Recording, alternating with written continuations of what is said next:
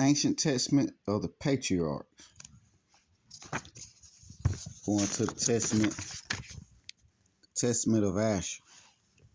Okay. Evil that appears to be godly.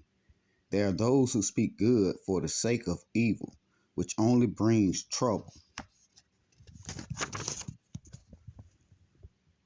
A man who shows no compassion upon a truly repentant sinner.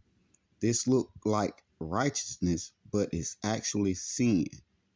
A man who chooses to live or even die for an evil person because he loves him.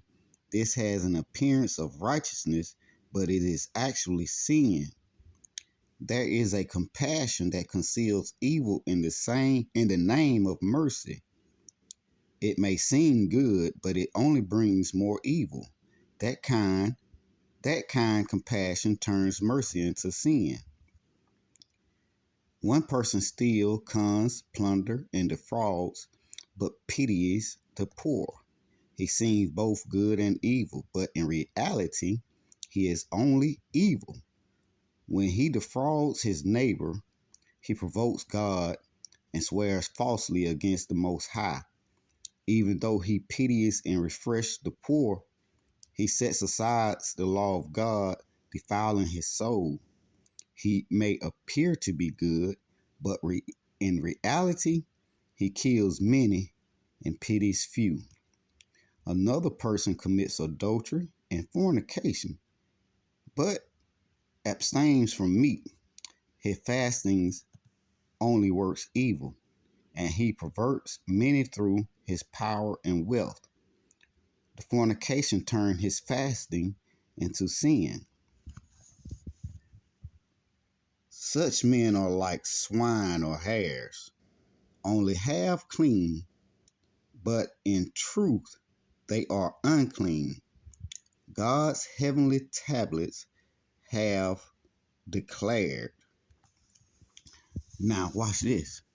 Godliness that appears to be evil. Hypocrites consider godly single-minded men to be in error. They say putting a murderer to death is evil, but reality, it is a good work because it uproots and destroys evil from the land. They do not understand that this is not hypocritical to show mercy on a truly repentant adulterer and a thief, but punish the unrepentant sinner.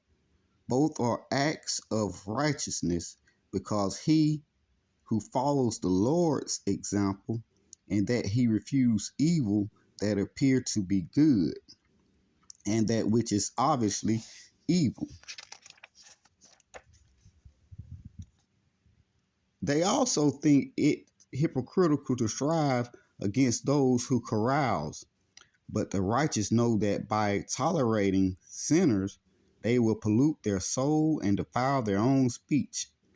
It is a righteous act to both refrain from these actions and forcefully stop others from doing them. Such men are like stags and hinds, because in a wild condition they seem to be unclean, but they are altogether clean.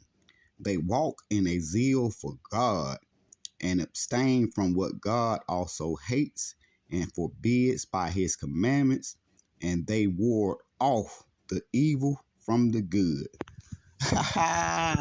Check that out. Fly right in your face, don't it?